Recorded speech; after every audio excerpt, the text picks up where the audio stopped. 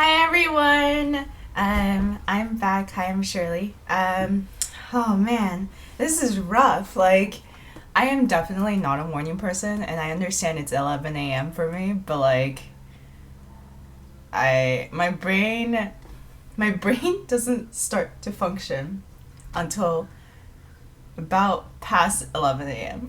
But I did want to try out this time slot to see if there's like, um, yeah, to see if like maybe more people from like the Europe time zones might join. But like also it's a Sunday morning for me in PST and like Sunday afternoon for other people. So I'm just like wondering like why would anybody join at this time?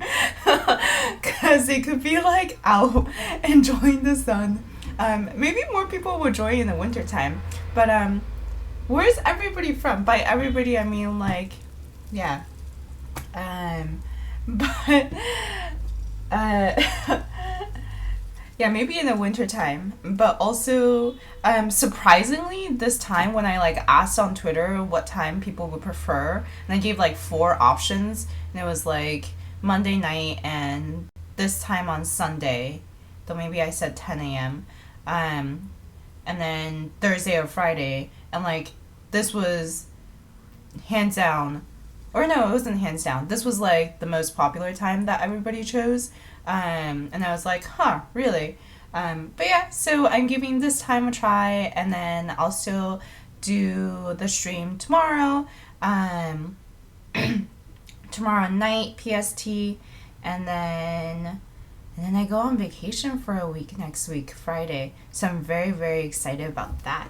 Um, yeah. And then I just have to say, like, I just want to show this this pin. It's so cute. I just got a new backpack. So I have a like laptop backpack, and then I have a backpack that I just got so that I can fit just the iPad and then like some other things, and then take that around with me without having to carry like a big laptop backpack. And then I have this pin that I'm like very excited to put on it. So anyways, hi, now from Atlanta. Is that ATL is Atlanta, right? I'm sorry. Yeah, to fix bugs before tomorrow. So thank you for catching someone else's code. Um, yeah, I'm gonna like do this and get lunch, and then I recently my boyfriend loves to climb. He's been doing it for like 4 years, and I finally broke down like a month or two ago. So I've started like rock climbing too. So I don't know. Maybe from now on, my Sundays will be like live stream, eat, and then go climb for a few hours, and then maybe get some work done in the evening. I don't know yet. Yeah, anyways, so on Monday, I got this far. It's quite ugly looking still. I've been thinking about like ways to improve the looks of this expenses app.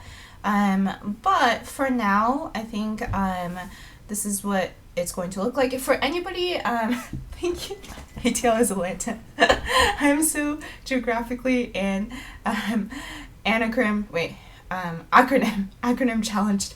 And so for anybody that's just joining and hasn't seen this before in the previous two streams, this is just an expenses app that I'm trying to refactor from the one I did a few years ago. So this one where like I can add in expense and then be able to like categorize that and then add and edit and delete. So I just wanted to refactor it 2 years later and then give it kind of the look and feel that I do now, and with the knowledge I have of the technologies I do now. And so the look for this still is, it doesn't look that great, but I'll probably do that at the very end. And today I wanted to do something that I think might be kind of exciting, which is the interactions. So being able to so I'm going to add a like week title here, So like it tells me like which week we're looking at right here in this semicircle, and then arrows on both sides so that like I can toggle between the weeks. And when I toggle between the weeks, these circles, I want them to animate, like I want these to animate back to down here, and then I want these to like animate up to here. So that should be fun. And then if I have the time, I want to add the categories in here in the middle. So yeah, okay, so get started. Let's see. And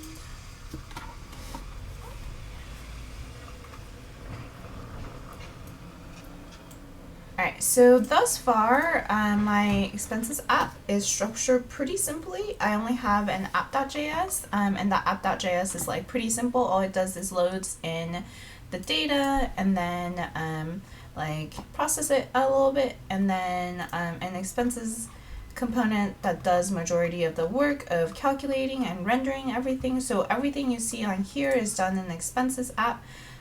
So I think what I want to do is let's see, I want to I think previously I had, oh yeah, so in the expenses app, so you might not be able to see it, but like this is the June 11th week that's been selected. And so in the expenses app, I have the state that says selected week, and that's how I calculate the, that's how I choose which week is up here. I think I'm going to bring that out to app.js, and the reason for that is because later on when I make the categories, I'm going to make a categories.js, a categories component, and that categories component is dependent on the selected week also. So like how it's rendered is also dependent on the selected week. So then expenses and categories will be sibling components, and so as the parent component, app.js needs to be able to hold selected week.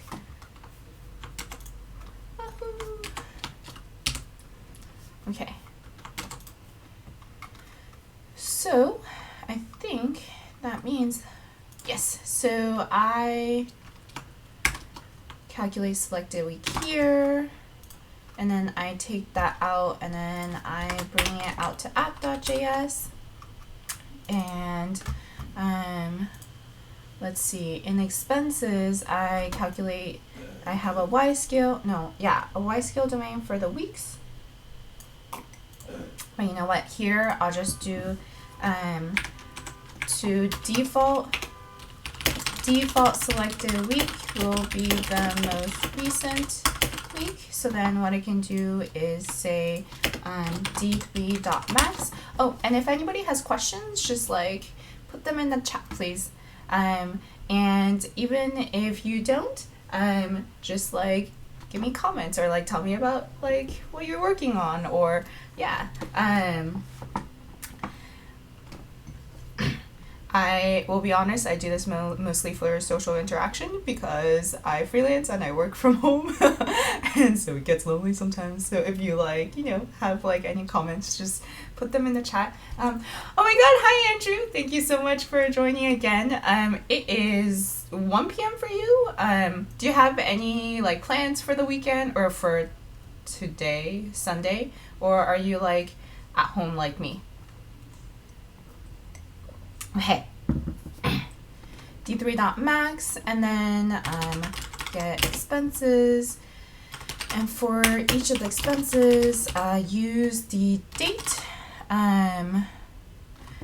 except I want to get the most recent week, so then I need to use d3 time week.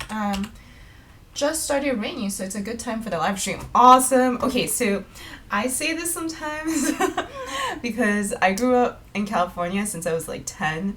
So like in my mind, weather equates to, so I grew up in like LA area, and then I went to like the Bay for school, and then I've like just been staying in the Bay. So like weather is a, like actual real weather is a weird concept to me, because like weather to me is like all year round sun, and then like maybe like clouds once in a while, and then like rain for like a week in December. So when people tell me that it's raining in August, and I'm like, whoa, that happens, I know it happens, but that is still like a weird, refreshing thing for me.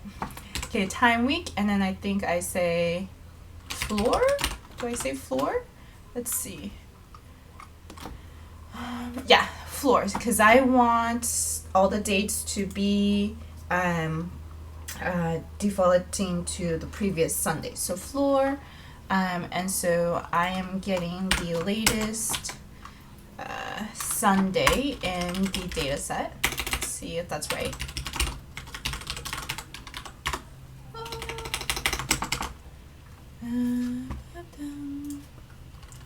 Selected week. So I set selected week. Sunday, June 11th. Perfect. Okay, now I can put in like a title header for the week. Class name is equal to app, and then let's see. Oh, by the way, I after the Monday night stream, I was like, okay, like I can't deny this anymore. Like maybe I need to have a wired connection. And then so I have a Thunderbolt monitor, the kind that's like been discontinued, but it's like still working really well. And I was like, oh my god, I want Robert. Oh my god, hi Robert. Yeah. Robert says, joining from a great time for Europe, folks. I must start coding too. Thanks for the inspiration. Thank you so much for joining. This makes me really happy. Actually, you're like 90% of the reason why. Well, no, okay, hold on. You're 50% of the reason why I wanted to try it this time, because the other 50% is Nadi was like, please do it at a time that I can join also from Amsterdam. So this is the reason why I'm trying out this time. Which I'm like bad with mornings, but I think this is doable. Yeah. So what was I doing? Oh yeah. So after last Monday with like the horrible internet, I finally was like, okay, we need to do this like wired connection. So now I have a wired connection from the router that's over there, and it goes all the way around the room, and it was like 30 feet. And then it comes right here. But I hope it's going to be okay. I tested it for like an hour and a half on Wednesday, and I think it was like pretty good. So fingers crossed, and I hope this is the final solution. I really don't want to like upgrade my internet or have to. Yeah, I already pay like $100+ for internet, so I don't want to upgrade that. And then like maybe it's the router's fault. So I was like looking at different. Anyways, okay. So let's just dump that date in here for now. H2, or I guess no, header to this dot state dot selected week. And then I should actually format it. So peak. Oh no. Not valid as a React child. Wait, is selected week an object? Oh, I guess it's a date object. Okay. Week 4. So actually, let me just do this. Selected week, and then use D3 time format to say D3 time format, so that I can make it human readable. D3 4.0. Yep, time format. So I think I might just do like June 11th, comma, week of June 11, comma, year. So I'll say week of, so June So the full month name, so %B. So this full month name, and then date, 0 padded, ooh, I like this one, %D, comma, year, with century as a decimal number. Yes, I believe this is the one I want, %Y. And this should work. Nope. What am I doing wrong?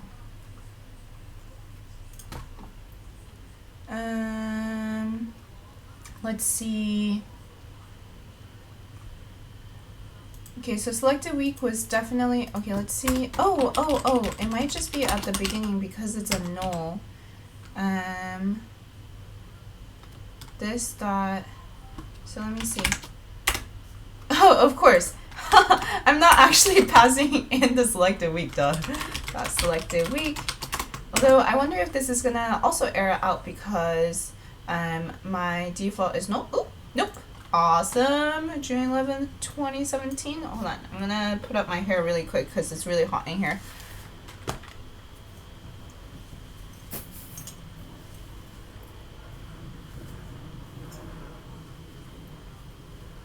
And the next thing I want to do is put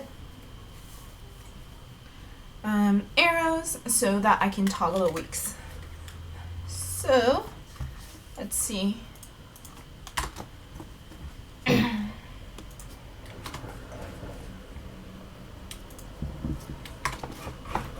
So I want to do span on click. And so that one, it would be going to previous week, and that's an arrow.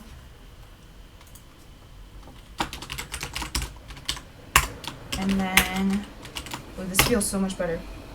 My hair probably looks really messy, I'm sorry. It's really hot in here. Okay, wait, hold on. Not as hot as I'm sure like New York and other places are, but like for us it's really hot. Next week. I like how on Noobcat's live stream she has like the bar at the top that says like the temperature and humidity and stuff. I think that's really awesome and hilarious. And it kind of makes me want to do it too, except mine's probably going to be really boring because it's not like the temperature fluctuation in California isn't that much. Okay, so now actually let me commit this. So I moved selected week out to app.js. Whoa, what did I do here? Okay. So I moved selected week out to app.js. Excuse me. And then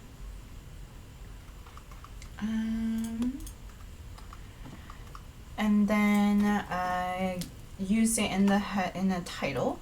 Move selected week to app.js, include header, include week header in app.js.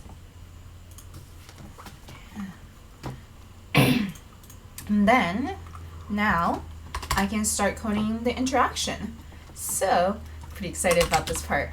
This dot prev week is a function, and so I have to do this. I'll explain it in a bit. So let me define the prev week function and the next week function. And so whenever I define, ooh, hi, a new follower, Cortex Fires, thank you so much for following. I hope you like the little kitty. Okay, and then, well, my hair looks like, okay. Next week is equal to this dot next week dot bind.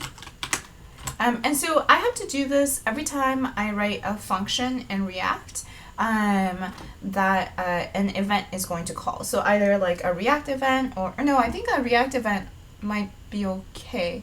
can't quite remember, but definitely when I do, when I, actually a React event I might have to do also, but definitely when I define an event with D3, so that if I say like, if I use a D3 selection and I do dot on click, and then I pass in a function that's on the component, then I have to do the dot bind this, because otherwise when that function, that callback function is called, this context is going to be the window, and so I have to do the dot bind this to make sure that my this context is the React component that I want, and so that I can do things like set state on the component, or if it's a child component, then I can like maybe use like the parents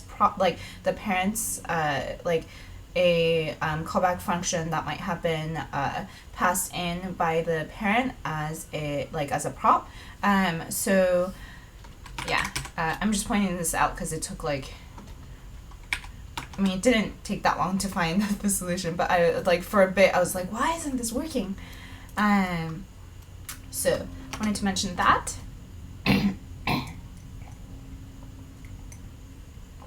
Okay. Let's see, now that we have that, so let's try this. Going back, so if I selected previous week, the going back should be, so I don't know how often I say I love D3 time. Also, I don't know why I have to, okay, hold on. D3-time as a module, because I think it like is absolute magic. It I think time to me is like one of those concepts that's like a really complicated, there we go. Okay, so this is what I want. It's like one of those complicated things that if I have to deal with every single time in programming. Okay, so what I wanted to do is when it's previous week, I want to subtract that selected week by 1 week, and I can just do that. It's really easy with D3 time. I just have to use dot offset and then give it a step. So in this case, it should be a -1, so a step back. So this is how we would use it. D3 time week dot offset, pass in the current selected week. Oh, Al now says, can't you use arrow functions to scope this correctly? Yeah, so actually, if I have, for example, done something like this, where in the onClick callback,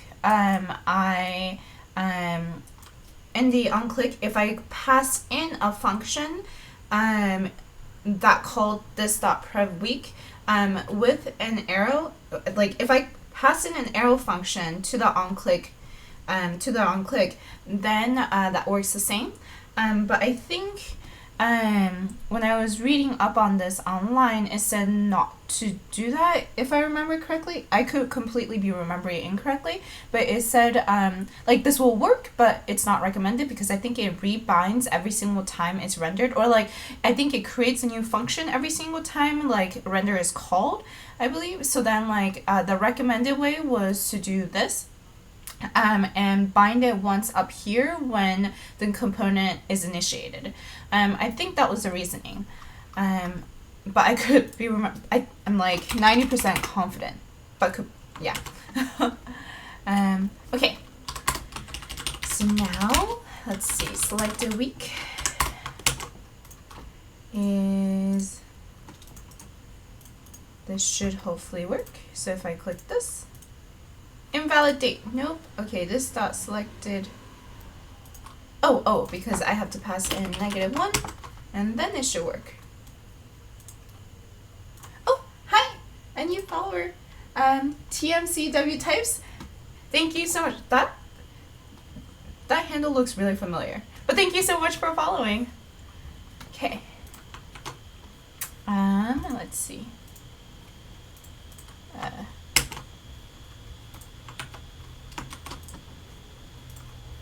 Okay, I'm clicking Prev Week, still invalid date. Huh. Oh, selected week. Wow.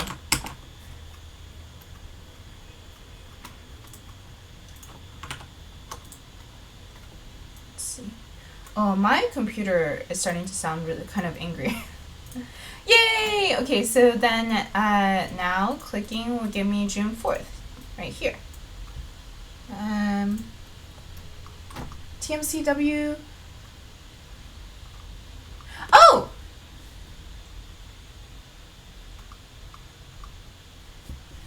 Wait.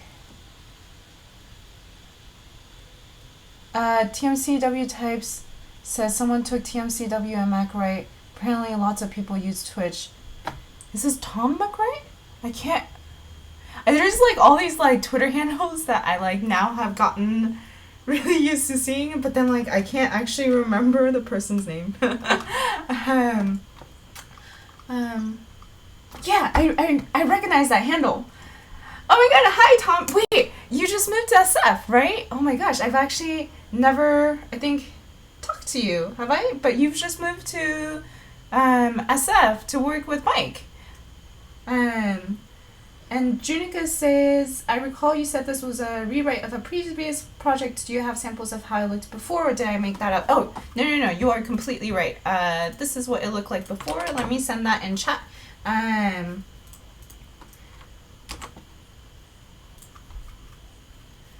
Yes, that is the old version. And then this is, oh, and then I think, so I did something where if you type what are you doing, I think this should, yes, this should give back what I'm doing. I was kind of proud of myself for the commands that I put in. And then this is what I want it looking like by the end. Or, okay, wait, hold on. This is generally the mock of what I want it to look like. Yeah! Okay, so moving on. Thank you for asking the questions. Select a week, and then, cool, so I got that working, and then I just want to do this dot set state, selected week.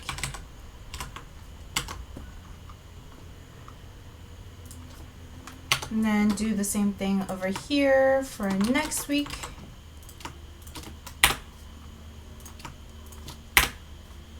And then it shouldn't work just yet. I feel like I should need to do some hooking up on expenses side. And I want to do some like error handling. I'll think through that later. Like if, for example, if the user clicks beyond the data I have, how do I want to handle it? So I'll think through that later, but I'm just gonna add a to-do for now. And then let's see. So now if I do this, okay, yeah, it should, what will happen? Nothing happens. That kind of makes sense. Because in here, let's see, where do I use select a week? Select a week. Okay, so here I could be doing this dot, I should be doing this dot props dot select a week. And this is where I'm calculating the data, I'm calculating the expenses to show. This dot props dot select a week. Is that the only place I use select a week? Huh, okay. Is that just gonna magically work now? Nope, let's see. Although, to be fair, this is working. Okay. Let's see what's not working. Okay, right here in expenses.js, let me see what selected week is, because that should be, so I have selected week in app.js. It's being updated there, it's being remembered in the state, and then I pass that in to my expenses, so then my expenses should have selected week. And so that should update things. Am I just not calling? Ah, okay. I'm not calling this dot render circles on component did update, and that's why nothing is happening. So now theoretically the circles should change positions whenever. Nope.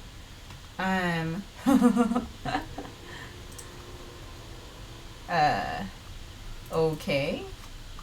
Let's see.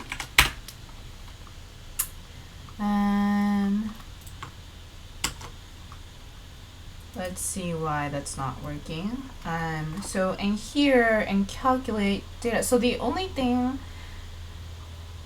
so when I change the weeks to previous week, the only thing that should be changing is this calculation right here, where I'm calculating the X and Y positions of each of the expenses, and then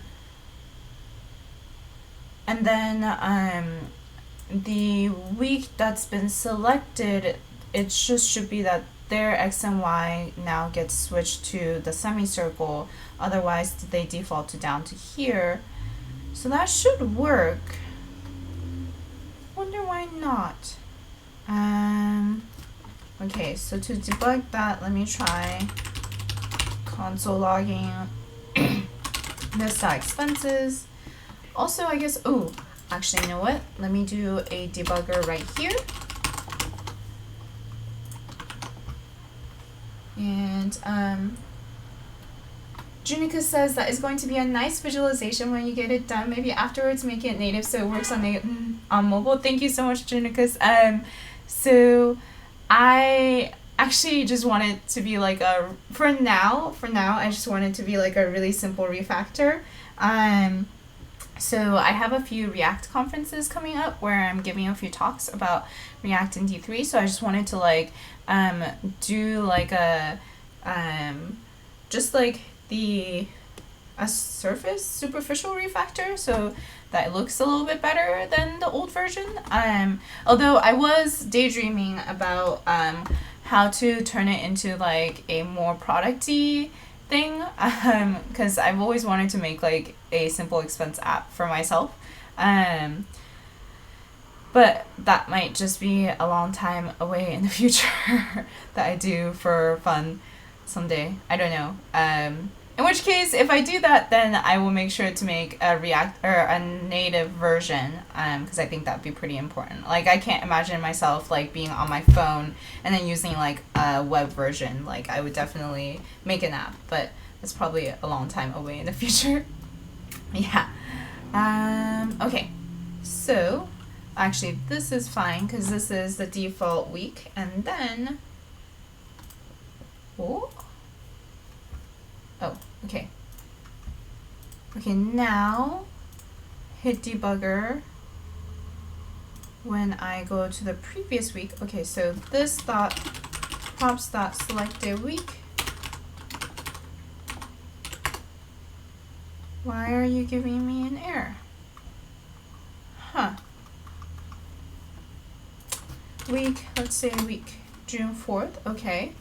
So before the focus X and focus Y was 860 and 760, so that's probably like somewhere around here. And now, wait, did it switch? Hold on. Day of week is equal to 6. Wait, so this is also expense date is June 10th. Okay. Day of week is 6, so focus X is 850 and focus Y is 20. Does that make sense? Angle is 0. Really? Day, cause wait, per angle times day. What's my per angle? Oh, that thing times day of week. Wow. Okay, it's 0. Oh, I guess that makes sense. So this is supposed to be Saturday. And so X is 850, Y is 20. That looks pretty right.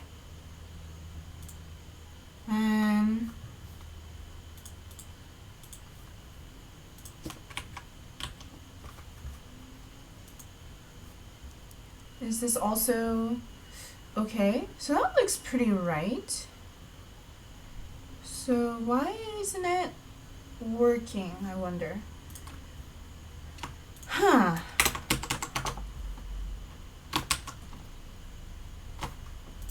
Okay, so this is June 11th, and this should, if I go previous week, this should all come down to here, and these should come up here.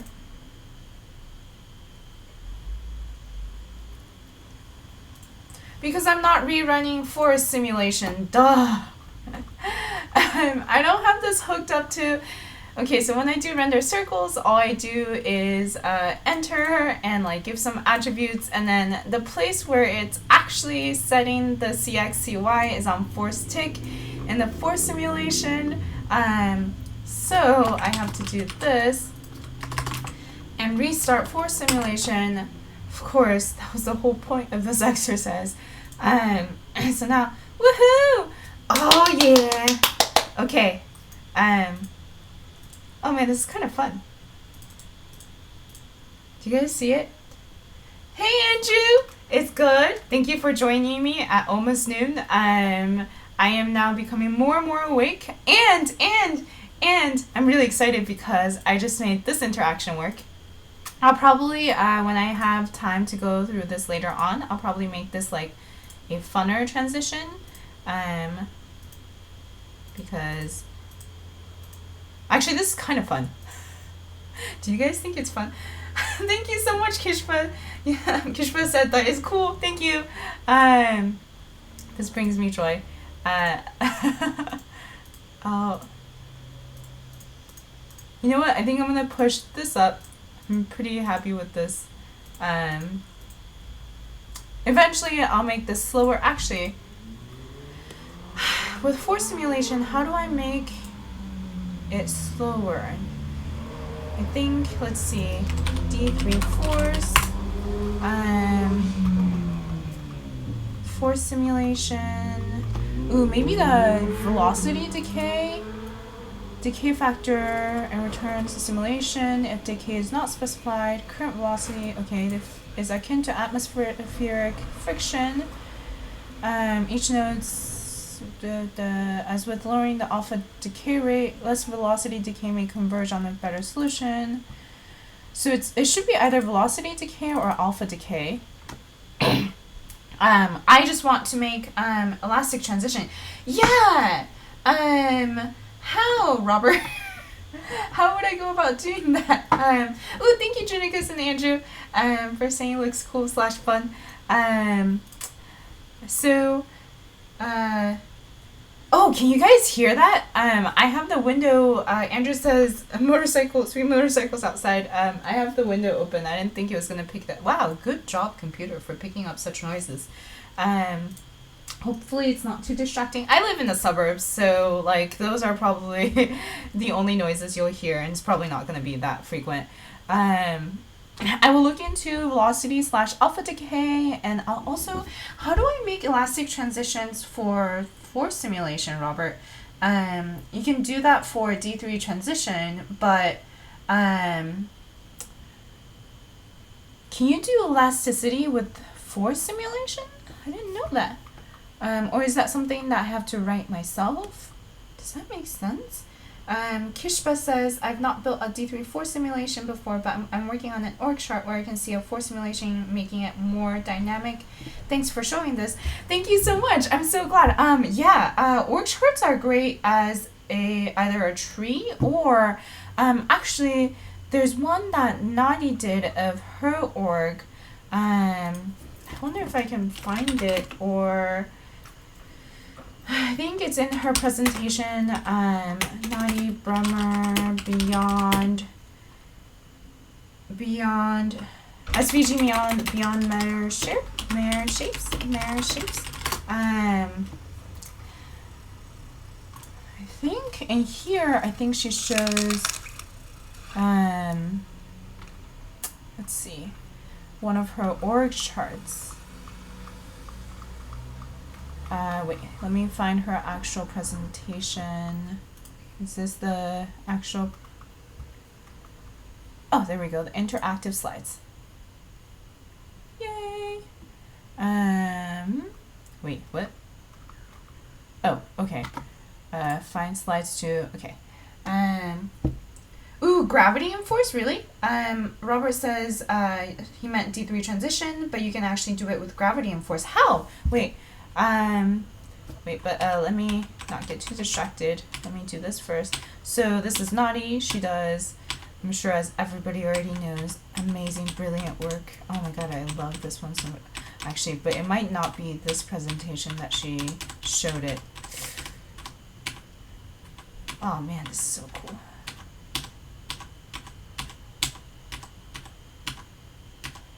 It might not be this one, but I just really enjoy going through her presentations. I'm trying to find her org chart where she used the force layout. Let's see. Yeah, it might... oh man. I thought it was this one. Okay. One more attempt, and if not, then I will go on maybe it's in her projects.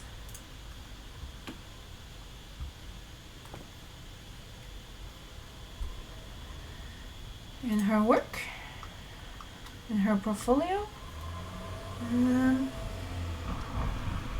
I know, right, Andrew? Isn't this amazing stuff? Okay, find Nadia Bremer on, yeah, find Nadi, and her website is visualcinnamon.com, and then she's done a lot of talks. Find any of her talks and it will, I guarantee you, be like amazing. And not only are they, the thing I really love about her work that I really respect, and the reason why I'm like so happy to be working with her, is like not only is her stuff really visually beautiful and appealing, it actually makes a lot of sense for the data, and she pulls out insights from the data and she highlights it with her visuals, and I think that comes a lot from the fact that her background is data science, and a lot of her like she's spent, like, I think there's parts of her career where she spent a lot of time doing the data preparation and data cleaning. So like she always goes in and really like in the data cleaning, she says in the data cleaning process, like she finds insights, and that's how she gets familiarized with the data set. So I always like, I really respect that, because for me, coming from the CS background, like I tend to just kind of like automate everything with the data. So like I don't think I have as like a personalized touch. Like I don't understand my data sets as well as I think Nadi does. And so that's something that I'm trying to get better with. Let's see.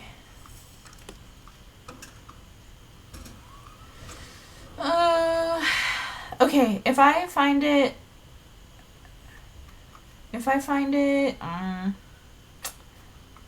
I will, yeah, if I find it, I will show it maybe next time. But yeah, definitely, oh, I'm sorry, I'll now, the link that you posted, I just currently have links, actually, I might just allow them from now on, but like I have Nightbot automatically like not allow links, just because I was like a little bit scared of trolling, but like everybody's been really amazing, so I think I'll start allowing links from now on. But let's see. I missed a lot of comments. So Robert says for I can use gravity and force. Default alpha decay and force layout does a lot of dampening, but if you lower it, it might end up being more playful. Ooh, okay. Alpha decay, keep that, and or velocity decay. Awesome. I will I will try that right now, actually. Kishba says, I bookmarked her site to explore. Yeah, definitely explore. And then Kishba says, I feel like most people don't show how to prep data for visualization. It seems to make a huge difference though. Yeah, actually, I recommend, so Nadia and I have a project called D3js+.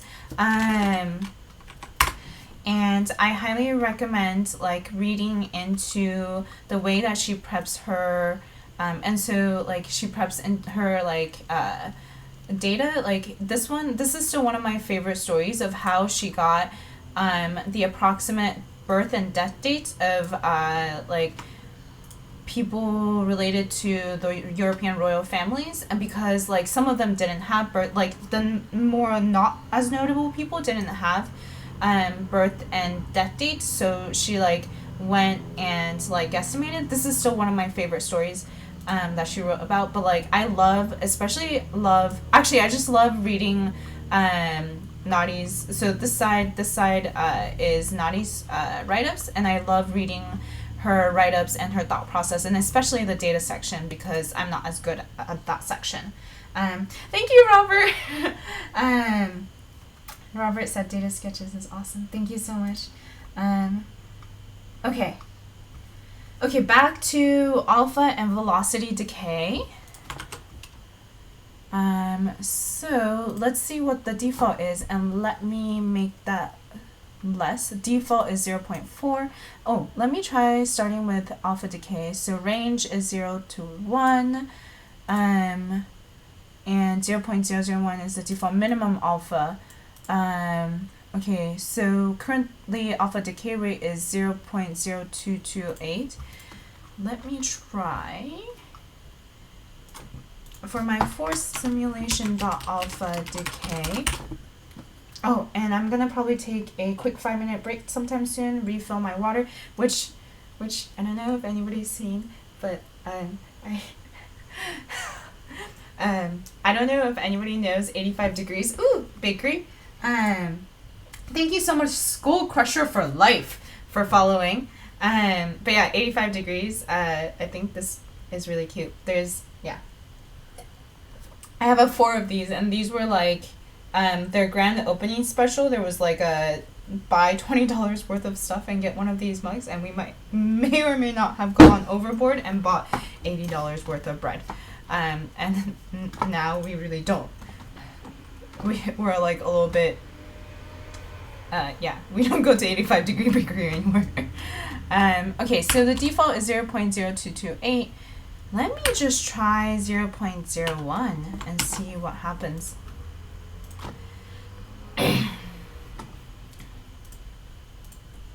Huh, do you guys see much of a difference?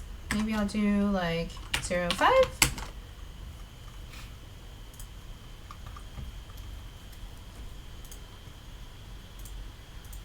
Is it slower? Hold on. Okay, I think the minimum, it said the minimum alpha decay is the default minimum alpha. Okay, maybe I'll try velocity decay instead. So velocity decay let me try 0.1 and see how much it slows that down. Whoa! That was real bouncy. Did you guys see that? High velocity decay hides it. Hides, do you mean, Robert says hides it. You mean hides the, whoa! Wait, hold on, this is kind of really fun, but like really distracting. Okay, maybe not that much. That was great. Oh, this is fun. Yeah, there's like a little bounce. So this is elasticity. I didn't know you could do that with velocity decay, Robert. Thank you so much. Let me like bring that down a notch so that it bounces a tiny bit. Okay, this does. Yeah, I'll play more with this. Okay, maybe 2.5 is a little too much. I don't know. 3. I'll go back to 3. You know what? I'll also add in alpha decay to slow it down a little bit, although I don't feel like I saw much of a difference.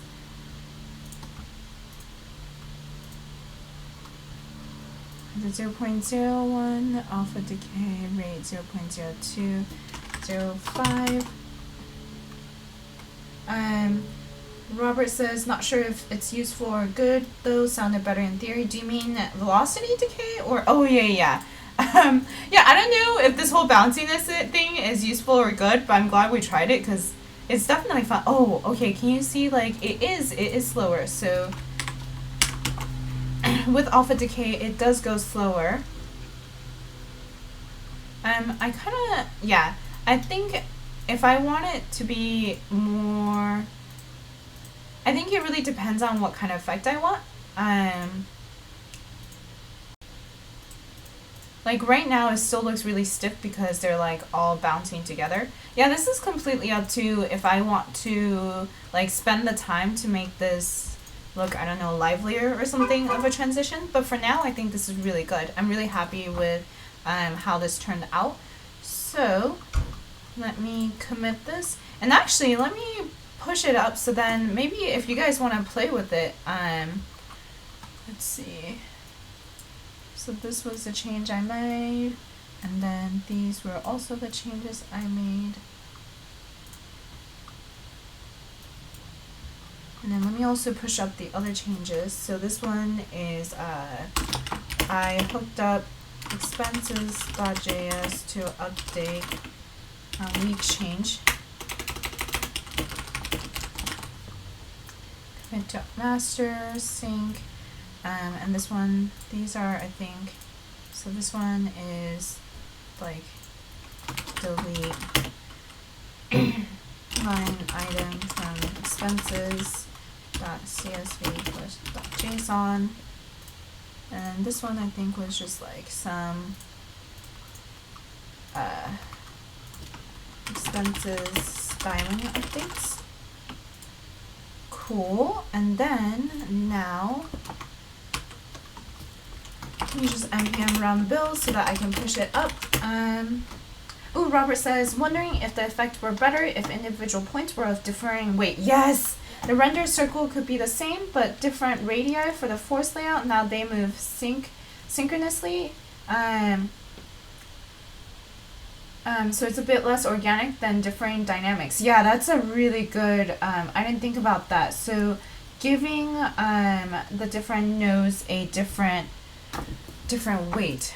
Different weight would be, let's see, nodes I would alpha min. So would that be strength? No, that's collide strength.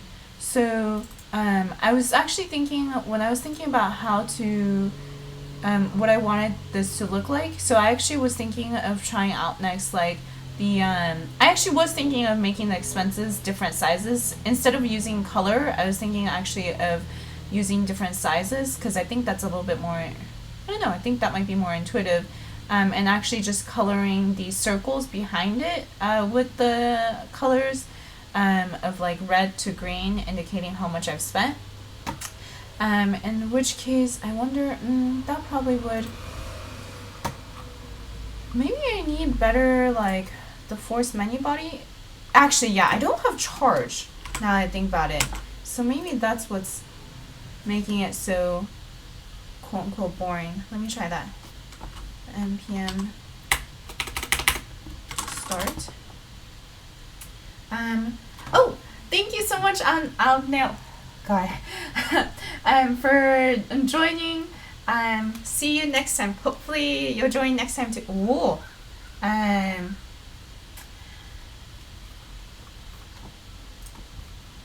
Force menu body. Ooh, so how did that look like? Well, I guess the positions look pretty much the same, huh?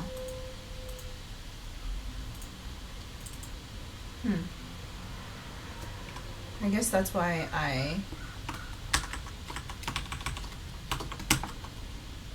how would this look like? I guess this is why I took away the force menu body.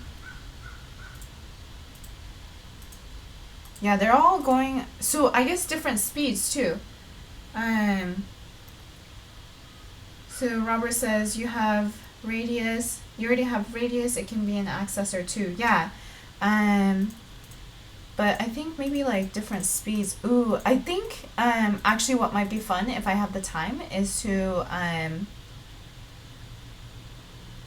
use the radius, like basically the I think it would be fun if the bigger the expense, the slower. Ooh, the slower its alpha decay. So the slower that it moves, or yeah, something. I'll think on that one. But I think for now, no charge. And then let me push this up. npm run build. I don't think I've built this before, so I think.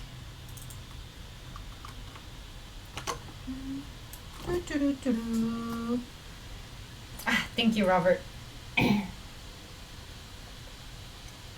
So I'm just running my build, and then I'll push it up. And then so if anybody wants to play with it, you guys can play with it. And then I'm gonna go take a bit of a break. There we go. Oh, that's right. I forgot to put in my home page.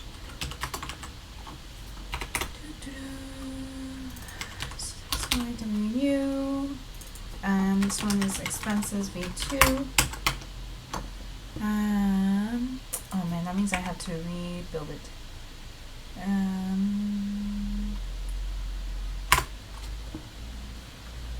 Actually, I'm gonna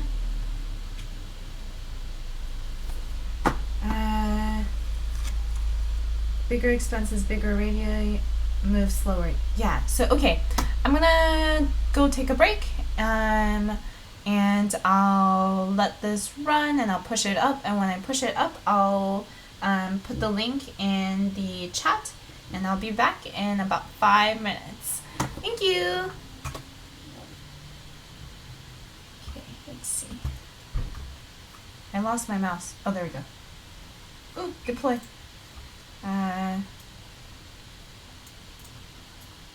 Oh, I'll do this. Okay.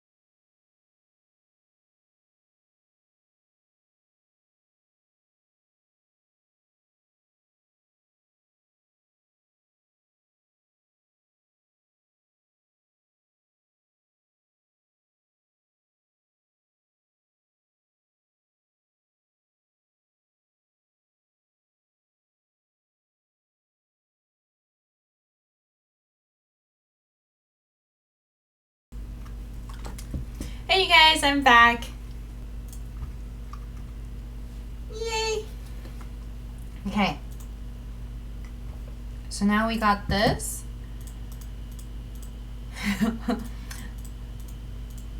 Oh man, okay. Anyways, so now I think I'm going to do the second part. Oh, let me push up my deploy scripts. Package, oh, what? Oh, discard changes. Package.json deploy scripts. Okay, so now I'm going to start making the categories.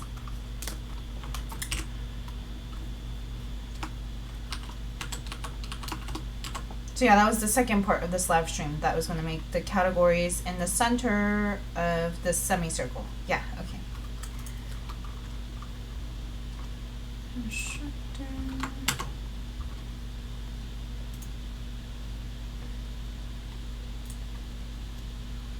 Visualization. Oh wait, wrong. Okay. Visualizations. Categories. That's right. Categories.js. And I need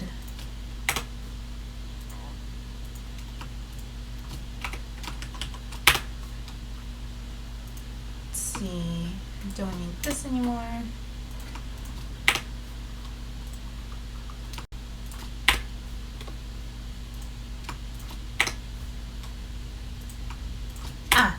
Okay, one of the things I should do is, so categories are going to be in the same SVG as the expenses so that I can link them together. Like here, I linked together the expense that belongs to a category, so they need to be in the same SVG, or preferable if they're in the same SVG. So what I'm going to do is, instead of creating the SVG here in expenses, I'm actually going to call that group, and then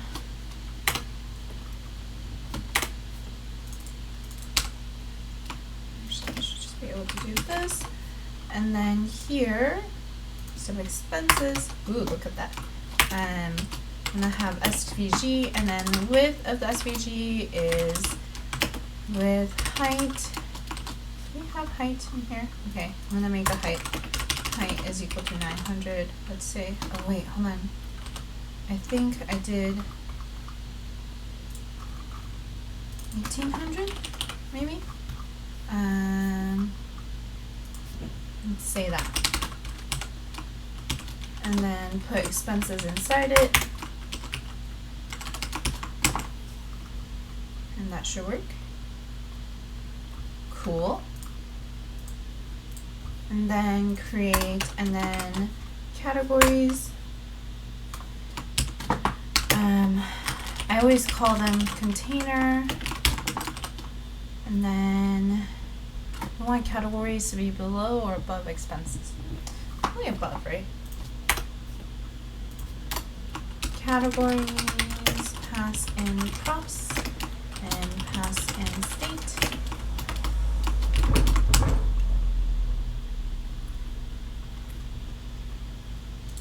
Categories is not defined. Of course it's not. I haven't imported it. So categories. Now, awesome. Okay. Commit the fact that I did that. Create categories. Yeah. Okay. Now, oh, I should make some dummy categories. I'll take these out later when I start making the functionality for adding. So I think after this, the what I should be doing is, so next time, so I guess tomorrow, I will be doing this part where I can add an expense or the user can add an expense and add a category. And I'm kind of excited for this interaction I was thinking, which is like, as the user is entering the amount here, I start drawing the expenses circle, and that gets sized depending on the expense amount. And once they hit enter, that circle goes, animates down to here, or here. I think I'm going to default it to like the most recent date or something, and then the user can drag them around. I don't know, that might be fun. So yeah, we'll see.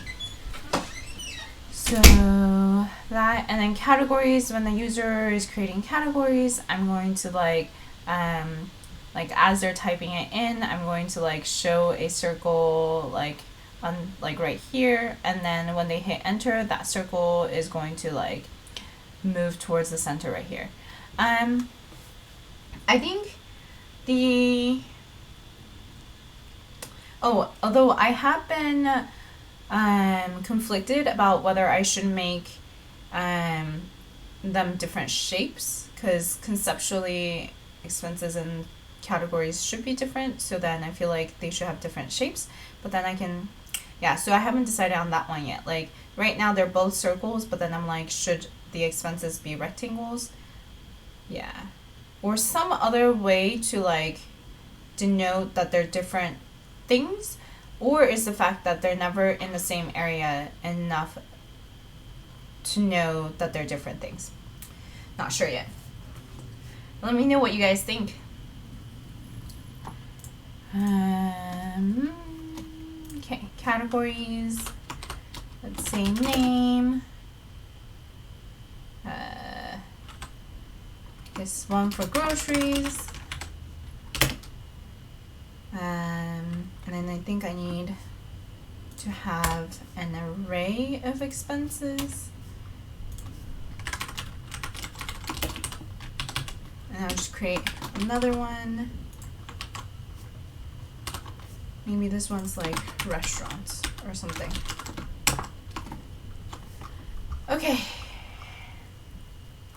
Oh, need comma here.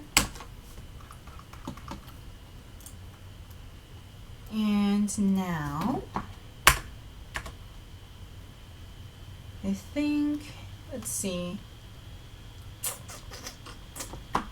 So component did amount and component did update.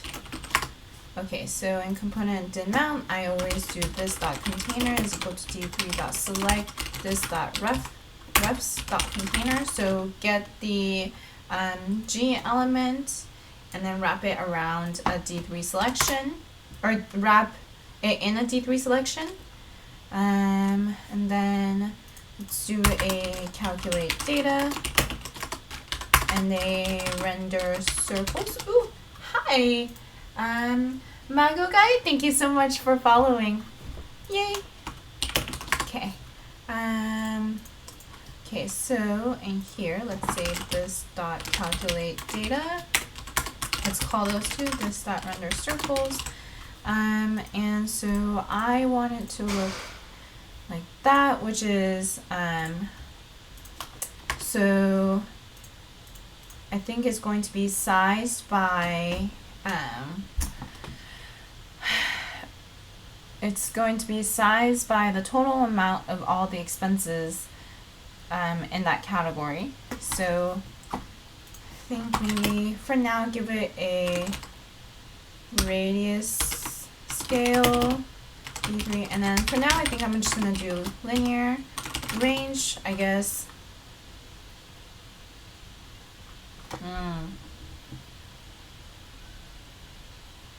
I think maybe 10 to 50 radius.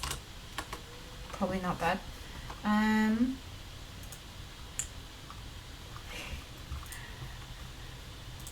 And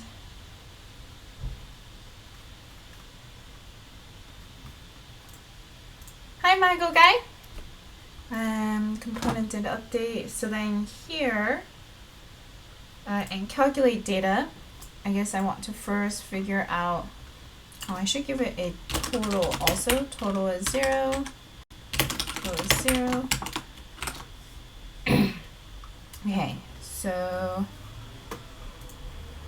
in here first I want to calculate domain for radius, which is the total amount, total dollar amount of expenses, which for now should just be 0.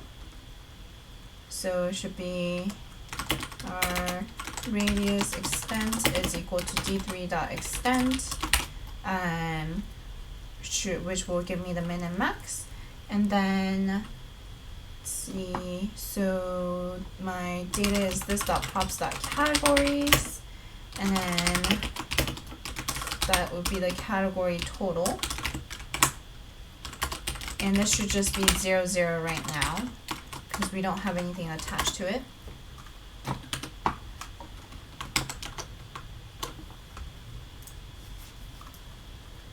Yes, perfect.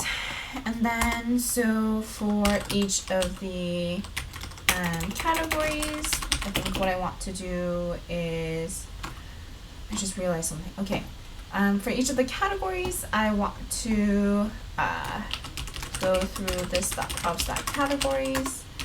And I think for now, all I need to do is give it a radius, a focus X, and a focus Y. And I think actually I need to bring the force simulation out from expenses up to app.js so that categories can share it, because I think I want categories. Yeah, category circles also need to be part of the nodes. And ooh, wait, hold on. Huh.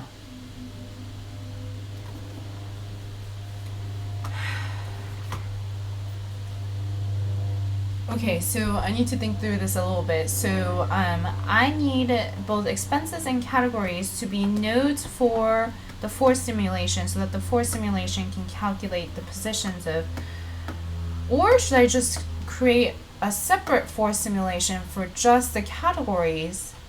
Because now I think about it, the positions of the expenses and the categories should never intersect.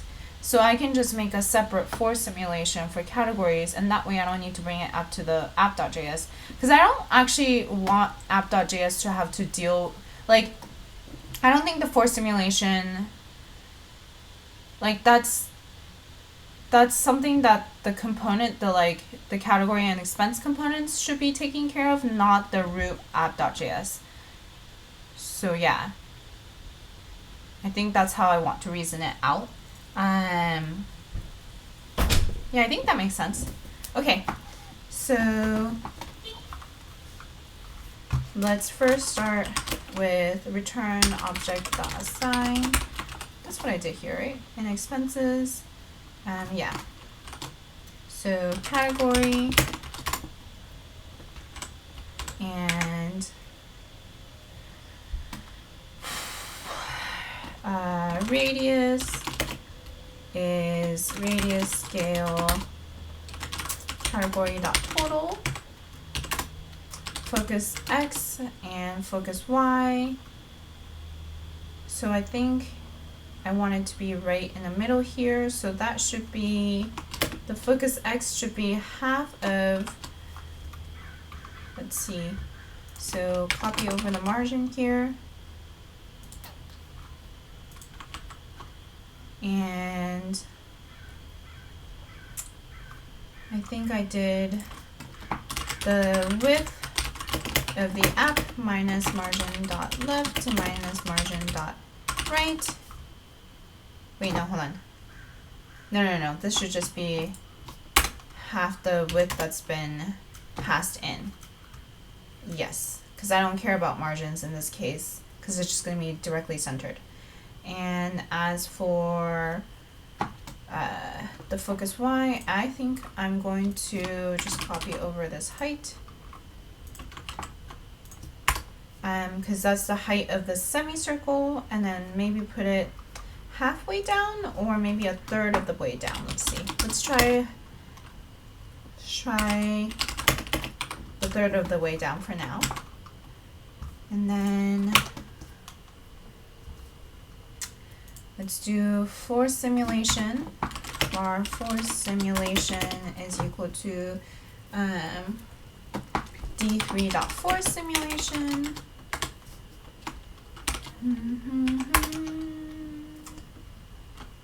I think the very first thing that you need is, oh, wait, no. Okay, so I need the force simulation to be,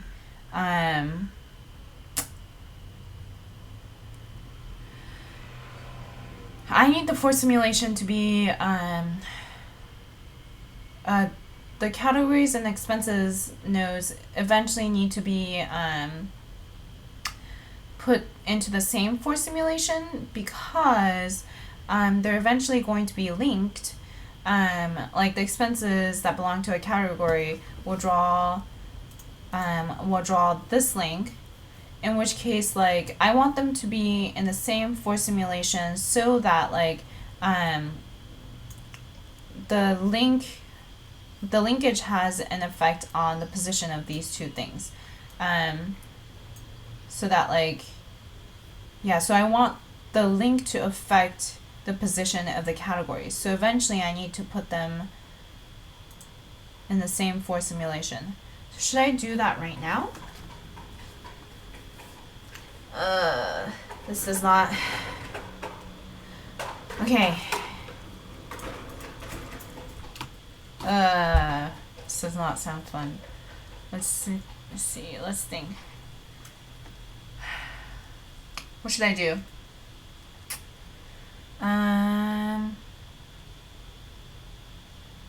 So, oh, the Justice Bot, thank you so much for joining.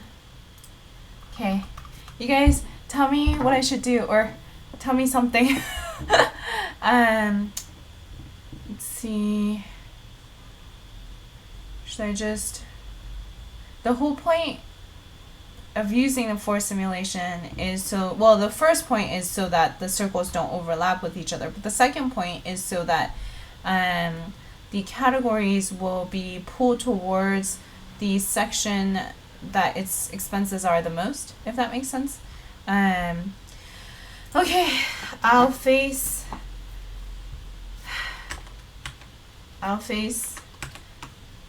well, okay, so at least let me draw the categories first. The Justice Bot. Hi, Justice Bot says, hi, thanks for streaming. I have no idea what to do with D3. Like how to use it or what you might want to, like what you could do with it, or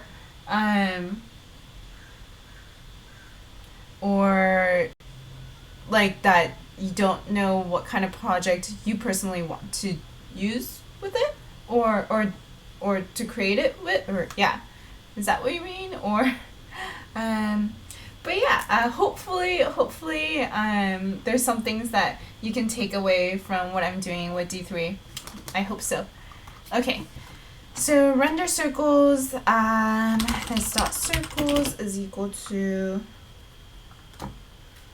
oh wait, okay, hold on. I might do this thinking offline. And I'll come back with the solution tomorrow. But the whole, where do I put the force simulations, because both expenses and categories need it, and I like to keep those in separate different React components, so that my components don't get like overwhelmed and overloaded. But if I have one force, oh, I can pass it. No, wait. Yeah, so mainly the problem is if I have one force simulation that, let's say, the app.js calls, and then on tick, both expenses and categories need to do something, so then I have to define a function somewhere. Probably in app.js, but that function needs to be able to call the tick function on the categories and expenses components.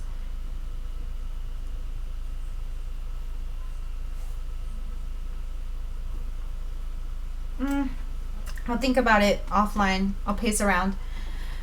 D3, oh, so this dot container dot, Robert says, may expenses and categories, with each other, collide with each other? They won't collide with each other, but then, they'll eventually be linked. So expenses that belong to categories, so expenses that belong to categories, they'll be linked together, and then in which case, like, the link will affect the position of the categories, is the way I'm thinking about it, and vice versa, it should. So that's why it needs to be in the same for simulation. Yeah. So, or else I think for now I'm gonna put them into different ones just for the sake of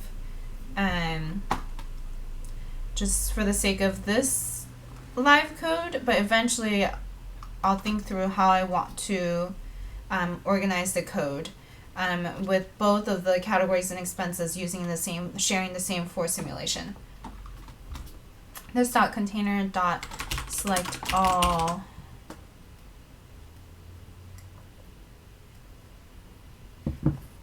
circles dot data is this dot categories, and then so exit the circles, exit dot remove, and then enter plus update them. And then actually I want to, for each of the circles, give it its name or write its name. So this dot circles is equal to, so in that case I need to do first just an enter selection, var enter is equal to this dot circles dot, enter append a circle. In which case that should be a group element. So the way I'm thinking about it is, because I want a circle and a text, so it should be a group, and then it should be a circle element and the text element wrapped in a group element. Yeah. So, and yeah, I think that should, and then enter dot append a circle, and enter dot append a text, and then this dot circles. So then now here's the enter plus update selection is equal to this dot circle. So the merge the enter selection with the update selection. So because when I do dot data, it returns the update selection. So if I just merge the enter and update selection, yeah, and then so select the child circle element and then update the radius on it, so the radius that's been calculated.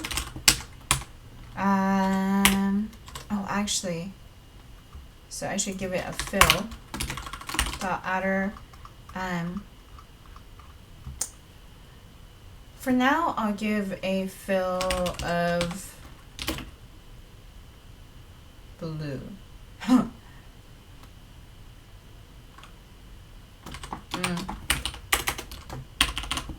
And then, fill is, no, I want no fill. No, I want a white fill. Dot adder stroke. Let me give it like some gray or something. And then let me give it like stroke with 2 or something. And then radius, and then this dot circles dot select text dot adder. So, the text of the text should be d.name. Do I call it name? Yeah, d.name. And then I want that to be, if the center of the circle is 0, 0, then I just want that to be .utter text anchor is middle, which, and then .utter a vertical line to center, which is what 0.35m pretty much does. Ah, do you guys see that? That's the categories right over here, because I haven't given it X and Y yet. So for simplicity's sake, I'm just going to copy this over, this force simulation over for now, and then I'll have to think more into how, yeah. So this one, so in this particular case, because each of the categories have a different radius, instead of just passing in the predefined radius, I want to say,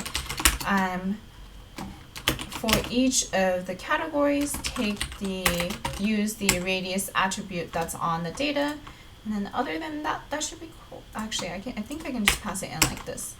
And then start force simulation. Just grab that from here. So start it, except I want to be using categories alpha 0.9, so restart at alpha 0.9, and then force tick. I need to find a force tick. On force tick, just transform, because this is a group, so the way that I set the X and Y is to do a transform translate.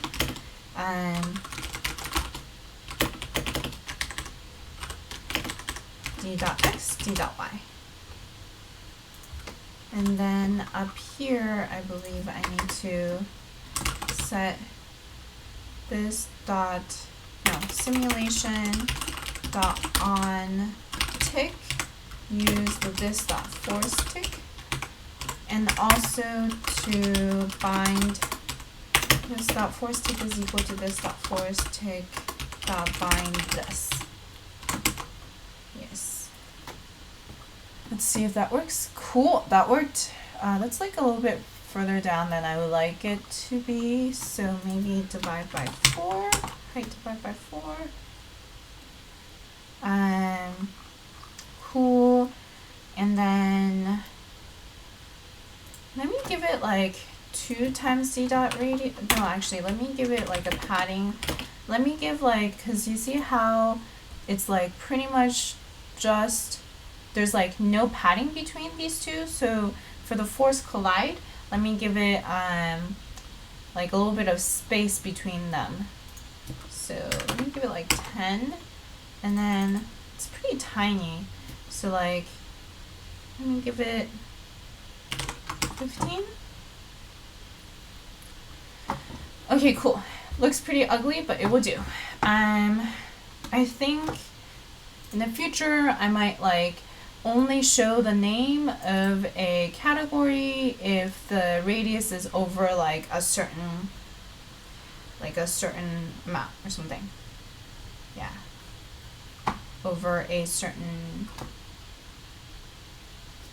radius. There we go. So commit that. So calculate plus render category samples.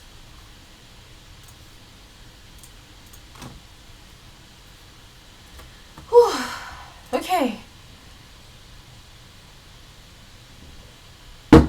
So actually, the next thing to do is kind of fun. So the thing I have in mind is to be able to drag this expense over. So the exact same, this exact same, interaction.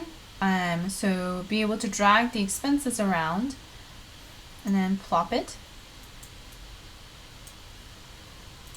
Ooh. Yes.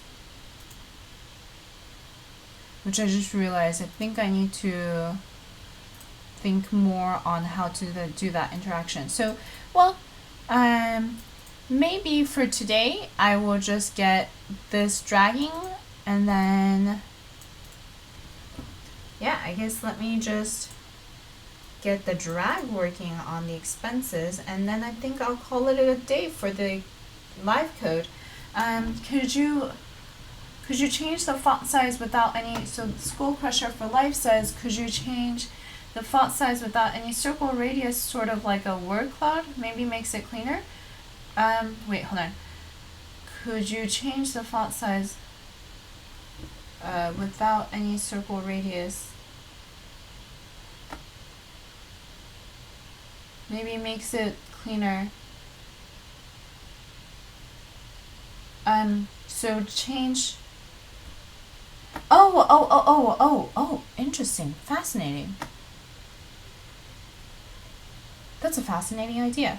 So ditch the circle, just have the... That's really fascinating. So the size, okay, so instead of having the size of the circles, the size of the text denotes how much is in there. Absolutely fascinating.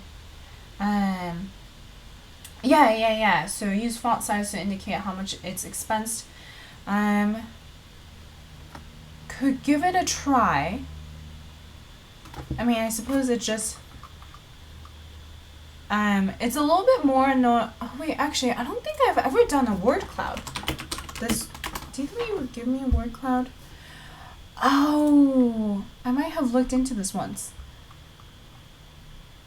You know what? I have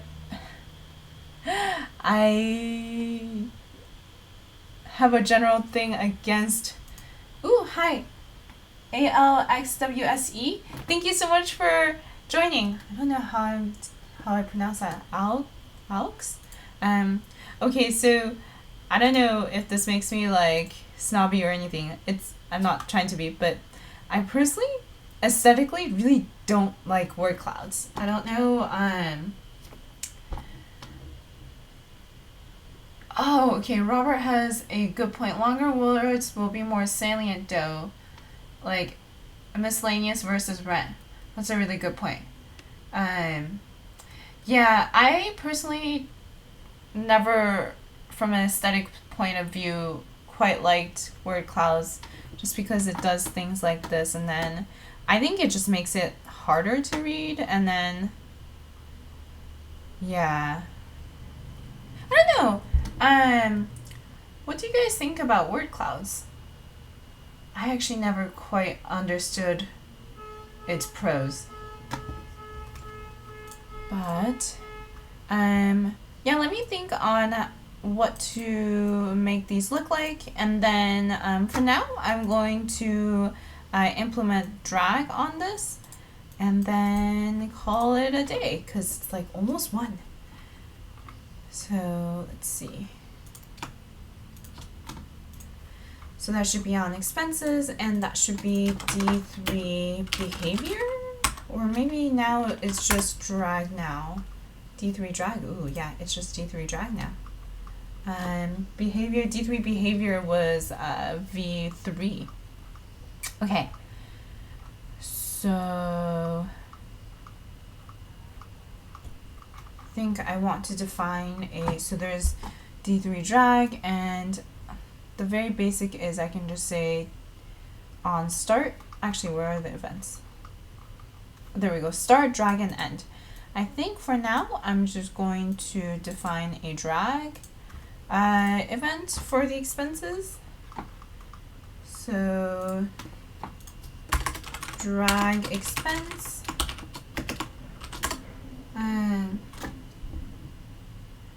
Skull Crusher for Life says, wait, hold on. I think I missed a few. Oh, I'm really sorry, Skull Crusher for Life. I think you might have been posting links. Yeah, I'll take away that that restriction on Nightbot so you guys can post links. So I think Skull Crusher for Life was trying to give me a link, but then Nightbot didn't let it happen. But he says word clouds can look hideous. Depends on how many categories are in the view, and I wouldn't have them rotate. So just like stack on top of each other. What about Robert's point that like longer words, like having them sized, the longer words might, yeah, like that might affect how people perceive which categories are more or less. That's an interesting one. Okay. Drag expense, and then this dot drag expense is equal to drag expense dot bind this, and then I want to call that on. So for drag, I call it on the selection that I want to enable drag on. So that would be circles, and that should be the enter plus update selection. Actually, can it just be the enter selection? I don't know. But I guess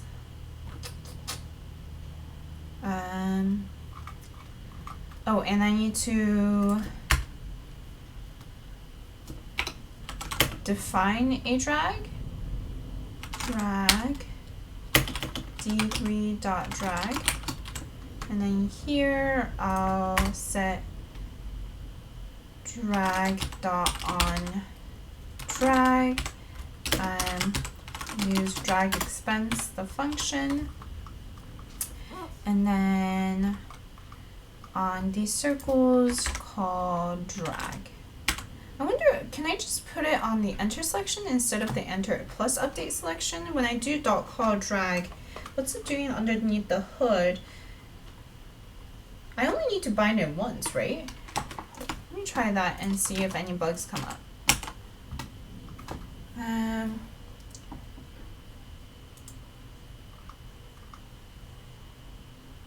Skull Crusher for Life says, it's weird how outside of creative banning links is essential. Within Twitch.creative, most links are helpful. Everyone is trying to help solve problems.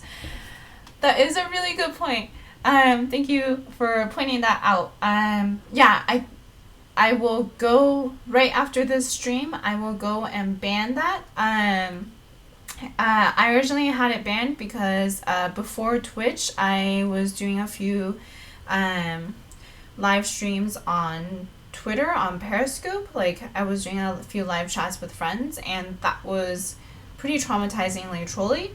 And so when I came onto Twitch, I was like, I want to take any measures I can to make sure that like there's no like inappropriate links and comments. So then I set the moderation on pretty high. But like, yeah, people are absolutely amazing in like that have been commenting and that have been viewing.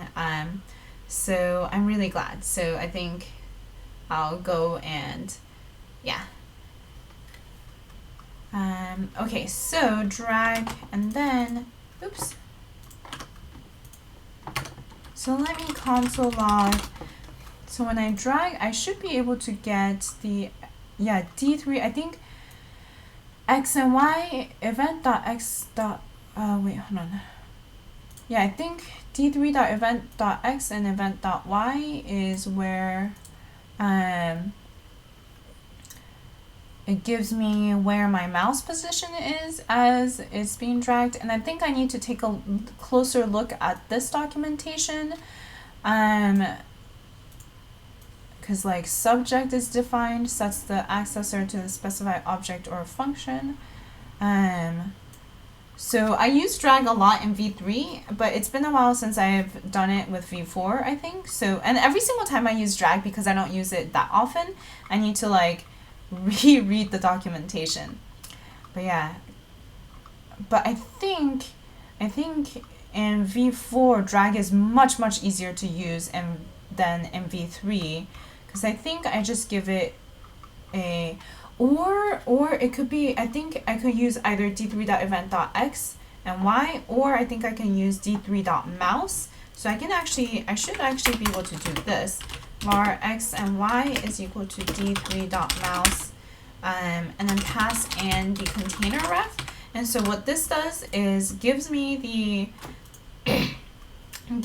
current mouse position, my current mouse position relative to the parent container that I pass in which case it is, in this case, it's this.refs.container. So it should be this whole thing. And the reason why this is great is because, like, the math for dragging is like, it's not hard at all. It's just like annoying because like you have to take into account like where your parent container is relative to like the document, like where the document is, and then you have to also take into account where your element, basically where your mouse is relative to the parent container relative to the screen container, the document container. So I think V4 abstracts all of that way for us, which is really nice. So I wonder, so if I do, so this is x and y if I use d3.mouse, and then I wonder if there's what the difference between that and d3.event.y and x is, which is what I think D3 drag calculates for us. So let's see.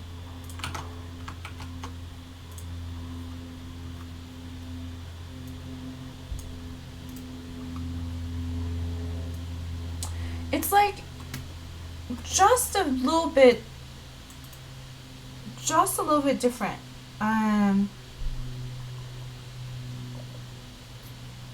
So I guess let me try the event.x and event.y first.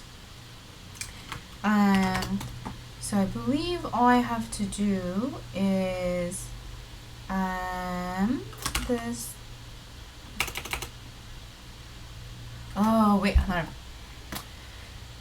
Drag expense, and then and then I should be able to get the thing that's being dragged. So that should be d3.event.target, because I just want to change the cx and cy of the circle element being dragged.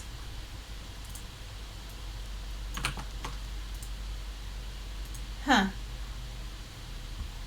That's not what I was hoping for. So let's see. That's not what I was looking for. Okay, d3.event. Oh, it might be d3.event.source target, source element. Hold on. Let me just console log d3.event. So I'm just trying to get the element that's being, no, that's not it. Type drag, source event, subject.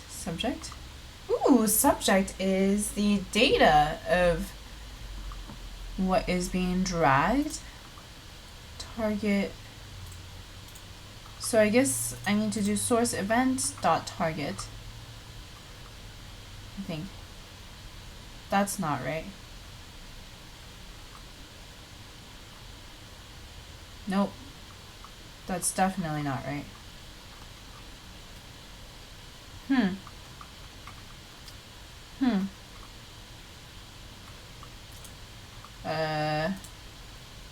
Subject.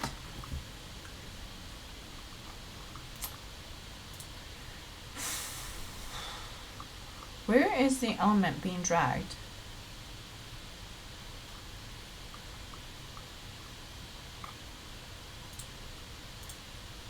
I mean, I guess I can also just say subject, and then, oh, I should give all of them a quote-unquote ID. Oh, I guess they have indices. Wait, no. What were indices again?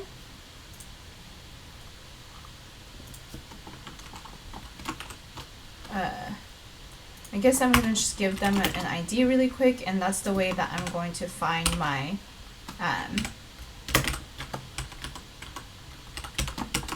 that's the way in which I'm going to find my expense that's being dragged around.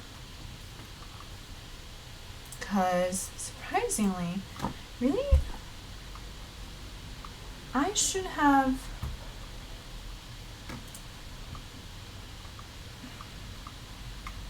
the on circle dot class. Huh. I should be able to access the element being dragged pretty easily. Is it not D3.event? It should be under D3.event. Let me try this. Well, I think this is on Canvas actually. Drag started event dot. Oh. Okay, so this is a great example actually. So this is dragging with the force layout. And actually this is a good point, because what it does is instead of going and setting the attributes of the circle elements, it goes and sets the X and Y positions in the data itself. Like on drag start, it starts the force simulation, and then it just updates the data of the element itself, which is a much better solution. And then on drag end, it kills the simulation. Whew, okay, let's do that. Okay, drag start, in which I want to simulation dot alpha target. What's the difference between alpha and alpha target? Target returns the simulation, sets the current target alpha to the specified number in the range 0, 1. So should I be using alpha target instead of... What's the difference between alpha and alpha target?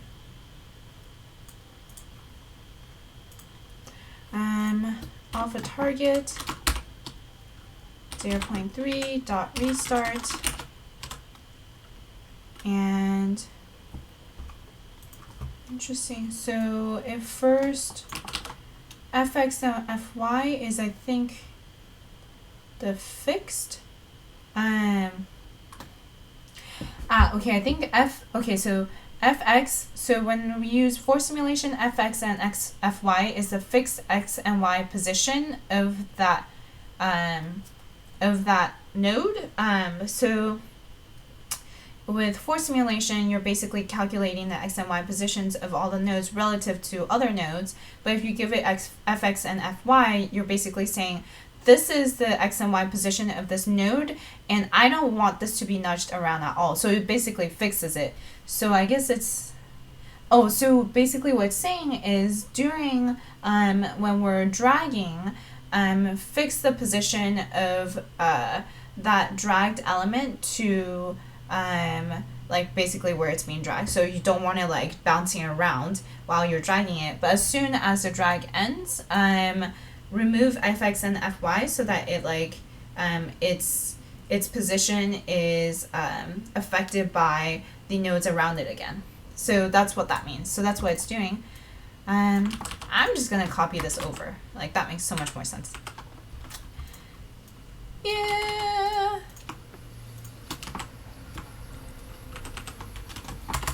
Drag end. Woohoo. Okay. And I'm gonna hook that up to here on drag dot on start. This dot drag start. Oh, I need to go and do the binding too. Actually, I don't actually need to bind any of this because I'm not using this, in any of this. So I guess I don't have to. On end. This dot drag end. Okay. Does that work? Oh, no. What? Simulation.alpha.get is not a function. See what? Okay, so... Oh, okay. Okay. Yay! I can now drag around this. Ooh, look at how quickly it like... Oh, this is fun. It goes back to where it should. Yay! Okay. So I think I'll make these a bit bigger, and then the next thing I want to do, okay.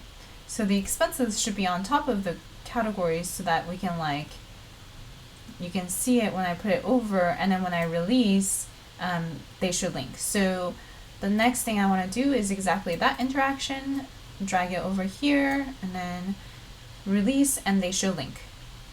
Yes. Okay. Let's see. So I didn't actually need to do that yet. I don't need to give an ID to each of the expenses yet, although I eventually should. But basically, drag basic drag behavior to expenses. Okay, and that's it for today. Yeah, man, I feel like we got a lot done. Thank you so much, you guys, for helping me with this. And then I will resume tomorrow night, 8 p.m. Pacific time. And then I think after that, I'll be on vacation for a week. So I'm pretty excited about that. We're going to Vancouver and then Seattle for our friend's wedding. Yeah. Oh, I got a follower. Marizern, thank you so much for following. Okay, I will see you guys tomorrow. Yeah.